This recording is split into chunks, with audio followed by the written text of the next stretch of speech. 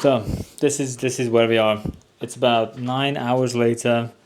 Many hours, loads of suffering, loads of killing, loads of murdering. And then, as I said in the morning, I did end up using all those 3 ink cups, and then these 2 are for the blacking out. So that's that.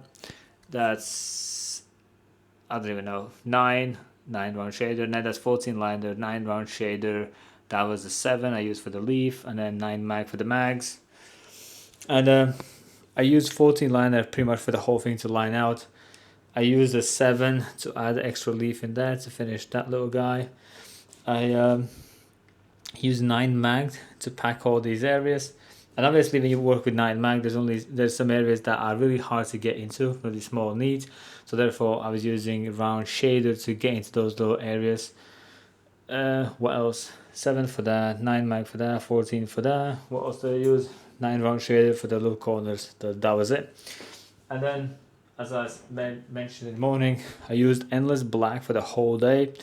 I lined it all and I packed it over it as well. And I think you can kind of see how the black looks. So it's just black.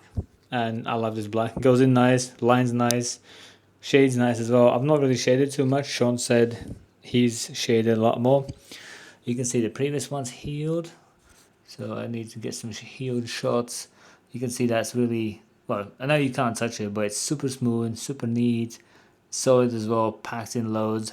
And then the longer, like the more he heals, the more he settles, the more he's going to blur out. It's going to be more chunkier, like more, becomes more solid in a sense. So it will age well as it ages. And then you can see all the little small lines, they all stayed in. That was the cover up area where we covered. I don't even know what was underneath.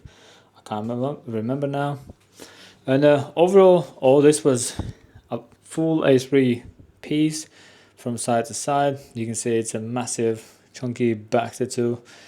And in the future, we're going to do more flowers up there.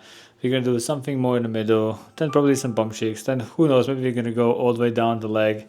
And there'll be, who knows, she's probably going to look like Yakuza from Japan by end of next year. So it's a big project. Loads of tattoos will go. And the next time, most likely, I need to do some like here. So like there's a piece that goes in the middle of that, but the middle piece needs to finish somewhere.